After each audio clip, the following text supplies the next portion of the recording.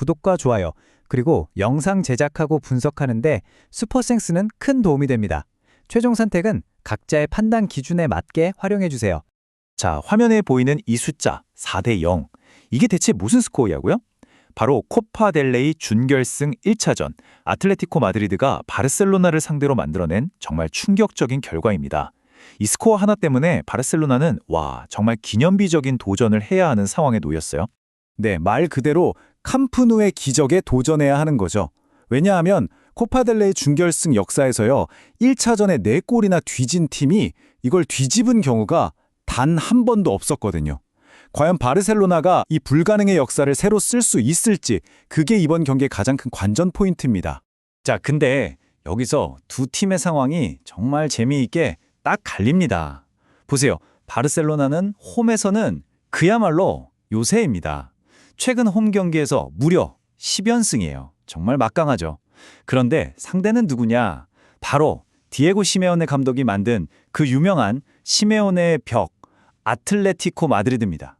창과 방패의 대결이랄까요? 그러니까 결국 이 경기는 딱 하나로 요약돼요.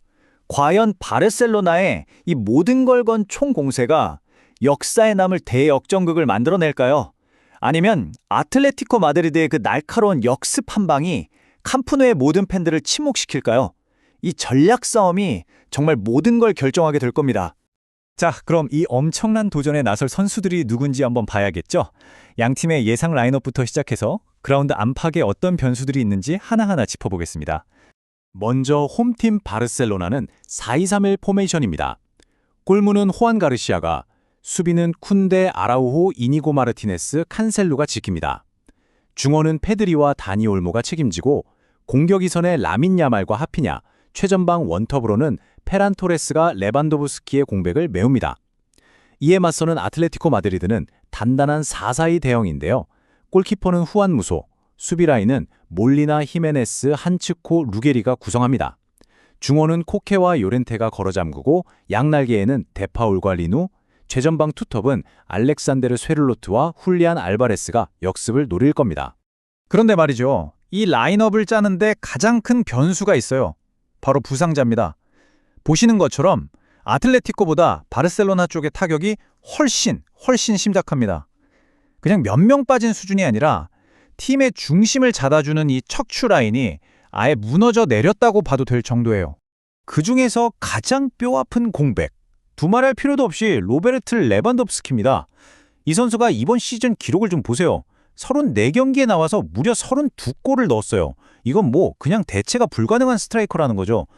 레반도프스키가 없다는 건 페널티 박스 안에서 골을 넣어줄 사람이 사라졌다는 뜻이나 마찬가지입니다. 근데 이게 끝이 아니에요. 중원에서 공수를 조율하던 사령관 프랭키 더용이 햄스트링 부상으로 못 나오고요. 수비 쪽에서는 에릭 가르시아가 징계, 그리고 안드레아스 크리스텐센마저 장기 부상으로 빠졌습니다. 결국 센터백 라인을 말 그대로 급하게 짜집기해서 내보낼 수밖에 없는 그런 최악의 상황인 거죠. 자, 선수들 상황이 이렇다면 경기는 과연 어떻게 흘러갈까요? 지금부터가 진짜 중요합니다. 승패를 가를 핵심 전술, 그리고 선수들 간의 맞대결을 아주 깊숙이 한번 들여다보겠습니다. 바르셀로나 입장에서 어떻게든 골을 만들어야 하는데 가장 믿을 만한 무기는 역시 오른쪽의 라민 야말이겠죠. 근데 아틀레티코도 이걸 모를 리가 없어요. 보세요. 마테오 루게리, 다비드 한체코, 심지어는 공격수 아데몰라 루크먼까지 내려와서 최대 3명이 야말을 아예 꽁꽁 묶어버리는 이런 질식 수비를 준비하고 나올 겁니다. 야말이 과연 이 포위망을 뚫어낼 수 있느냐? 여기에 바르셀로나의 득점이 달려있다고 봐도 과언이 아닙니다. 이게 바로 바르셀로나가 처한 전술적인 딜레마예요. 내 골을 따라가려면 어떻게 해야 할까요? 당연히 수비 라인을 저기 하프라인까지 바짝 끌어올려서 공격에 올인해야 합니다.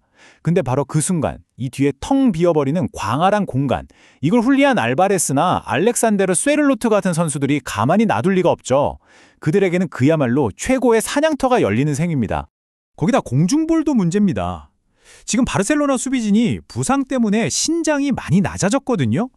이런 상황에서 키가 무려 195cm인 알렉산드라 스웰로트, 그리고 세트피스 한 방이 있는 수비수 다비드 한치코 같은 선수들은 코너킥이나 프리킥 한 번 한 번이 정말 가슴 철렁한 순간이 될 겁니다.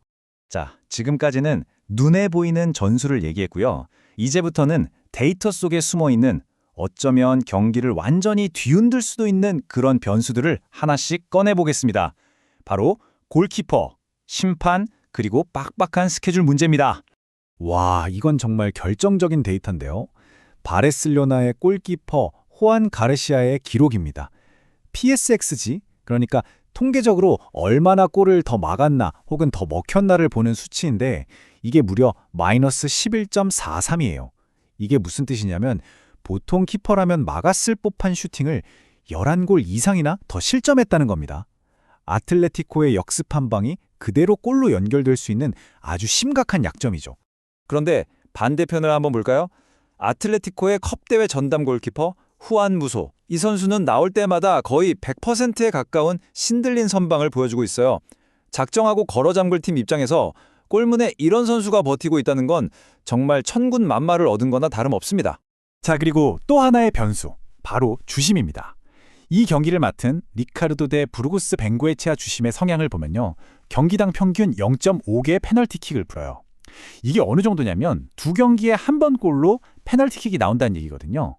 바르셀로나는 어떻게든 박스 안으로 파고들 거고 아틀레티코는 몸으로 막았을 텐데 이 데이터는 페널티킥이 나올 확률이 굉장히 높다는 걸 보여주고 있습니다. 마지막 변수는 바로 이 살인적인 스케줄입니다. 바르셀로나는 이 경기가 끝나자마자 아틀레틱 클루브 원정, 그리고 바로 이어서 뉴캐슬과의 챔피언스리그 원정이라는 죽음의 일정이 기다리고 있어요. 만약에 경기 초반에 아틀레티코한테 한 골이라도 먹혀서 점수차가 더 벌어진다? 그럼 한지클릭 감독 입장에서는 이건 어렵겠다 하고 빠르게 포기하고 주전 선수들 체력을 아끼면서 다음 경기를 준비할 수도 있다는 거죠. 자, 그럼 지금까지 분석한 이 모든 데이터를 싹 다 모아서 결론을 내보겠습니다. 과연 데이터가 예측하는 최종 결과는 어떨까요? 그리고 우리가 주목해야 할 포인트는 무엇일까요? 데이터를 기반으로 한 저희의 최종 예상 스코어는 바르셀로나의 3대2 또는 3대1 승리입니다. 바르셀로나가 이기네요 라고 생각하실 수 있지만 이건 어디까지나 이 2차전 경기 결과일 뿐이고요. 1, 2차전 합산 스코어를 따지면 결국 결승에 올라가는 팀은 아틀레티코 마드리드가 될 겁니다.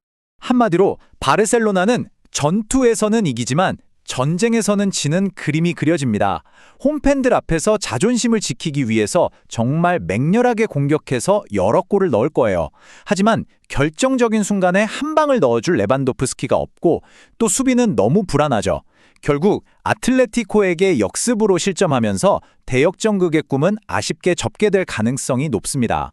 자, 그래서 이런 분석을 바탕으로 가장 주목해 볼 만한 포인트를 두 가지 꼽아봤습니다. 첫 번째는 바르셀로나가 이기긴 이기되 양팀 모두 득점하는 상황. 그리고 두 번째는 경기 전체 총 득점이 3.5골을 넘어가는 다득점 경기입니다. 왜 이 두 가지를 꼽았는지 다시 한번 정리해 드릴게요. 일단 바르셀로나의 막강한 홈 경기력을 생각하면 승리할 가능성은 충분해요. 하지만 동시에 불안한 수비와 골키퍼를 보면 실점도 거의 확실해 보이죠. 그래서 바르셀로나 승리, 그리고 양팀 득점이고요. 또 바르셀로나가 모든 걸 걸고 공격에 나서는 전술, 여기에 페널티킥을 자주 부는 주심 성향까지 더해지면 이건 골이 많이 터질 수밖에 없는 완벽한 조건이 만들어지는 겁니다.